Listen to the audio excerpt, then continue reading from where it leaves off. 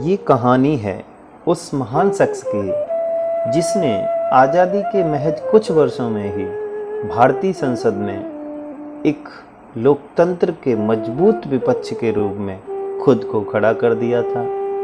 महज 4 साल में भारतीय संसद को अपने मौलिक राजनीतिक विचारों से झकझोर देने का करिश्मा सिर्फ और सिर्फ राम मनोहर लोहिया ने ही कर दिखाया था।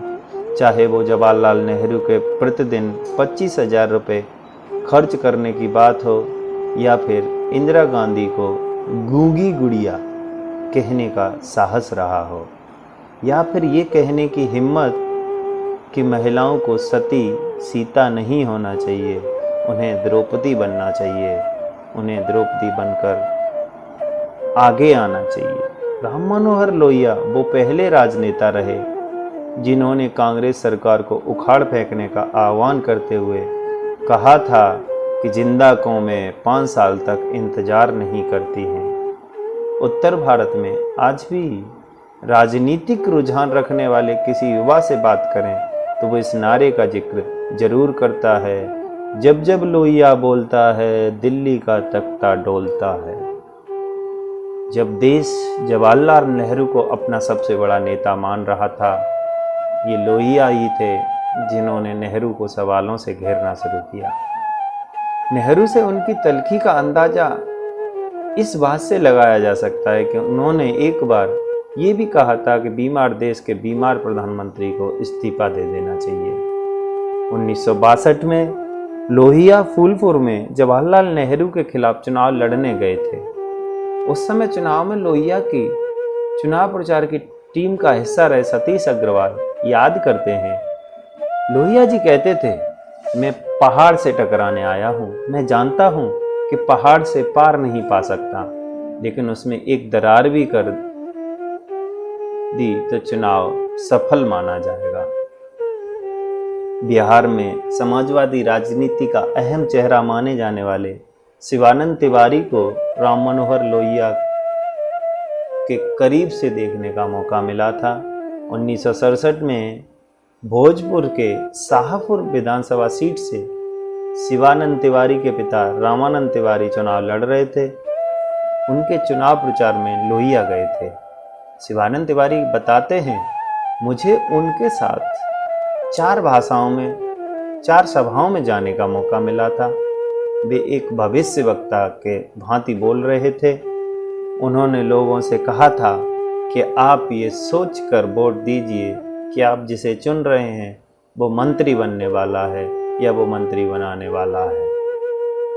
शिवानंद तिवारी के मुताबिक जब 1967 में हर तरफ कांग्रेस का जलवा था, तब राम मनोहर लोहिया इकलौते ऐसे इंसान थे जिन्होंने कहा था कि कांग्रेस के दिन जाने वाले हैं, नए लोगों का जमाना आ रहा है। इस तरह से 9 राज्यों में कांग्रेस हार गई थी।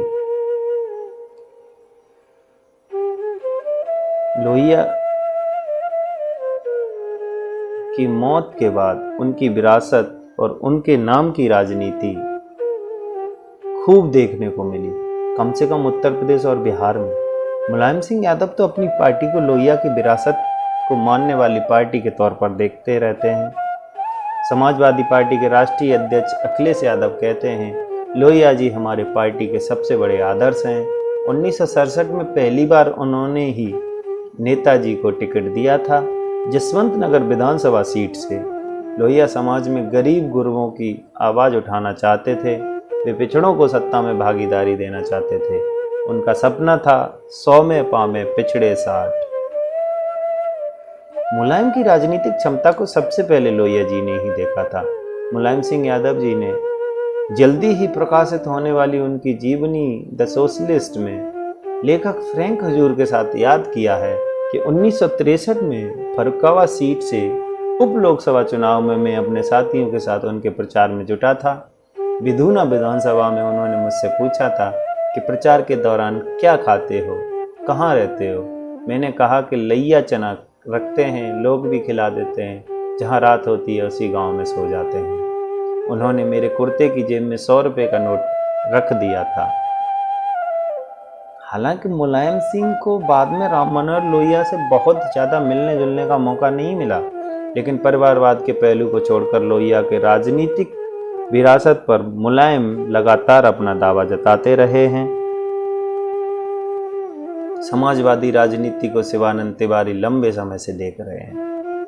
लोहिया की राजनीति के असली वारिस की बात होने पर शिवानंद तिवारी कहते हैं, लोहिया जिस तरह की राजनीति की बात करते थे उसके ठीक ठीक अपनाने वाले तो केवल किशन पटनायक ही हो पाए। हालांकि उनको वो सम्मान नहीं मिला। बिहार की राजनीति में लोहिया को जिन्होंने काफ़ी हद तक अपने जीवन में उतारा वो लालू ही रहे हैं। शिवानंद तिवारी आगे बताते हैं, अगर आप 1990 और 95 के बीच लालू के भाषणों को देखें तो उनमें लोहिया की झलक मिलती है। हालांकि बाद में उनके कदम डगमगाए और उनमें उतना बड़ा विजन भी विकसित नहीं हो पाया। लालू लोहिया के जितने करीब पहुंच सकते थे वहां तक पहुंचने में वो चूक गए। चाहे मुलायम हो या फिर लालू या शरद या रामविलास, इन सब पर लोहिया का असर दिखा जरूर, लेकिन ये सब उस जातिवादी राजनीति के दायरे से नहीं निकल पाए जिसका लोहिया आजीवन विरोध करते रहे। शिवानंद तिवारी के मुताबिक लोहिया होना आसान नहीं है, क्योंकि लोहिया को देश और दुनिया की राजनीति की जितनी समझ थी उससे ज़्यादा वे भारतीय परंपराओं और भारतीय समाज को जानते बूझते थे। वे लगातार पढ़ने लिखने वाले नेता रहे थे। लोहिया ने जर्मनी से डॉक्टरेट की डिग्री हासिल की थी। ये कम ही लोग जानते हैं कि वे अंग्रेजी, जर्मन, फ्रेंच, मराठी और बांग्ला धड़ल्ले से बोल सकते थे, लेकिन वे हमेशा हिंदी में बोलते थे ताकि आम लोगों तक उनकी बात ज़्यादा से ज़्यादा पहुँचे। लोहिया ने चाहे आम लोगों के हितों की बात की हो या समाज में महिलाओं को बराबरी देने की बात, ऐसे में लगता है कि वे भारतीय राजनीति के सबसे दूरदर्शी नेताओं में शामिल थे, लेकिन उनके अंदर एक आग हमेशा धधकती रहती थी। लोहिया की जीवनकार श्रीमती इंदु केलकर ने लोहिया की रामधारी सिंह दिनकर से एक मुलाकात का जिक्र किया है। वे लिखती हैं, निधन से 1 महीने पहले ही दिनकर लोहिया से मिले थे और कहा था कि क्रोध कम कीजिए, देश आपसे बहुत प्रसन्न है। कहीं ऐसा न हो कि भार जब कंधों पर आए तब आपका अतीत आपकी राह का कांटा बन जाए। लोहिया बोले, आपको लगता है तब तक मैं जी पाऊंगा? लोहिया का निजी जीवन भी कम दिलचस्प नहीं था। लोहिया अपनी जिंदगी में किसी का दखल भी बर्दाश्त नहीं करते थे। हालांकि महात्मा गांधी ने उनके निजी जीवन में दखल देते हुए उनसे सिगरेट पीना छोड़ देने के लिए कहा था। लोहिया ने बापू को कहा था कि सोच कर बताऊंगा। 3 महीने बाद उनसे कहा कि मैंने सिगरेट छोड़ दी। लोहिया जीवन भर रमा मित्रा के साथ लिव इन रिलेशनशिप में रहे। रमा मित्रा दिल्ली के मिरांडा हाउस में प्रोफेसर रहीं। दोनों के एक दूसरे को लिखे पत्रों की किताब भी प्रकाशित हुई है। शिवानंद तिवारी बताते हैं, लोहिया ने अपने संबंधों को कोई छिपाकर नहीं रखा था। लोग जानते थे, लेकिन उस दौर में निष्ठा का सम्मान किया जाता था। लोहिया जी ने जीवन भर अपने संबंध को निभाया और रमा जी ने उसे आगे तक निभाया। 50-60 के दशक में भारत में आम लोगों की राजनीति करने वाला कोई नेता अपने निजी जीवन में इतना बिंदास हो सकता था, इसकी कल्पना आज भी मुश्किल ही है। लोहिया महिलाओं को समान अधिकार दिए जाने की वकालत करते हुए कहते थे कि देश की सती सीता की जरूरत नहीं है, बल्कि द्रौपदी की जरूरत है, जो संघर्ष कर सके, सवाल पूछ सके। 1962 के आम चुनाव में लोहिया का फूलपुर में चुनाव प्रचार में हिस्सा ले चुके सतीश अग्रवाल बताते हैं, लोहिया किस हद तक बिंदास थे। इसका अंदाजा इससे लगाया जा सकता है कि एक बार तारेकुसरी सिन्हा ने उनसे कहा कि आप महिलाओं और उनके अधिकारों के बारे में काफ़ी बात करते हैं, लेकिन आपने तो शादी नहीं की। लोहिया ने तत्काल जवाब दे दिया, भाई तुमने तो मौका ही नहीं दिया। राम मनोहर लोहिया ऐसे राजनेता थे जो अमेरिका जाकर वैज्ञानिक अल्बर्ट आइंस्टीन से समाजवाद पर बहस कर सकते थे।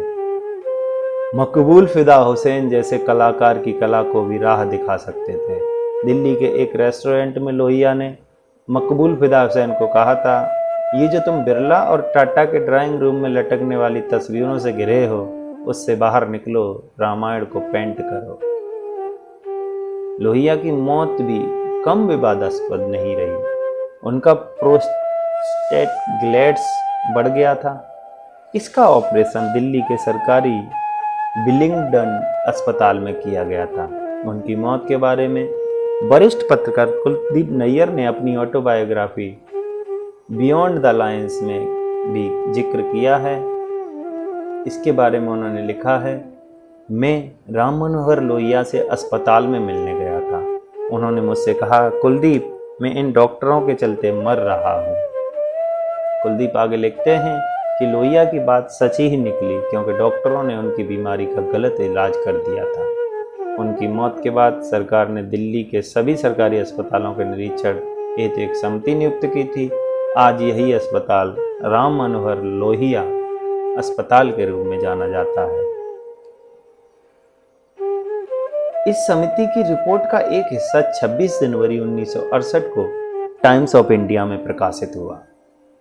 इसमें समिति ने दावा किया था कि अगर अस्पताल के अधिकारी आवश्यक और अनिवार्य सावधानी के साथ काम लेते तो लोहिया का दुखद निधन नहीं होता। शिवानंद तिवारी याद करते हुए बताते हैं कि तब वो बड़ा मुद्दा बना था, लेकिन बाद में वो बात दब गई। 1977 में केंद्र सरकार में राजनारायण स्वास्थ्य मंत्री बने तो उन्होंने लोहिया की मौत के कारणों की जांच करने के लिए विशेषज्ञों की समिति नियुक्त की थी, लेकिन अस्पताल में तब सारे कागज गायब थे। लोहिया के जीवन और उनके विचारों को सजोने की कोशिश में उत्तर प्रदेश के फिरोजाबाद के सामाजिक कार्यकर्ता नीतेश अग्रवाल जैन उन पर करीब 90 मिनट की डॉक्यूमेंट्री फिल्म बना रहे हैं। वे कहते हैं, उनके विचारों को पढ़ने के बाद मुझे लगा कि इनकी बात आम लोगों तक पहुंचनी चाहिए। मेरी film a mister of socialism doctor Ram Manohar Lohia लगभग तैयार है। उनके जन्मदिन पर अगले साल रिलीज करेंगे ताकि उनका संदेश देश दुनिया के कोने कोने तक पहुंचे। लोहिया की राजनीति दृष्टि जितनी पैनी थी उतना ही सामाजिक दृष्टिकोण स्पष्ट था। उन्होंने मुस्लिम पर्सनल लॉ बोर्ड में सुधार की बात हो या फिर गंगा की सफाई का मुद्दा हो या फिर मुस्लिम हिंदू सांप्रदायिकता की बात हो, इन सब मुद्दों पर बेबाकी से अपनी बात रखी थी, वो भी 50 साल पहले। हालांकि कुछ राजनीतिक विश्लेषक लोहिया पर जनसंघ को बढ़ावा देने का आरोप लगाते हैं। हालांकि ये समझना मुश्किल नहीं है कि कांग्रेस के विरोध के लिए दूसरे तमाम लोगों को एक साथ लाना पड़ा। अखिलेश यादव कहते हैं, लोहिया के ज़माने में कांग्रेस की जो स्थिति थी वही अब बीजेपी की है। बीजेपी के खिलाफ हमने भी कांग्रेस को साथ लिया है। लेकिन लोहिया क्या थे, इसे समझने के लिए मशहूर कार्टूनिस्ट शंकर के बनाए उस कार्टून का जिक्र जरूरी है जिसमें उन्होंने लोहिया का कार्टून बनाया और लिखा था कि आज सुबह लोहिया ने मंत्री पद की शपथ ली और शाम में ही अपने पद से इस्तीफा दे दिया। शासन व्यवस्था को लेकर लोहिया की बेचैनी को इस कार्टून ने बेहतर प्रदर्शित किया है।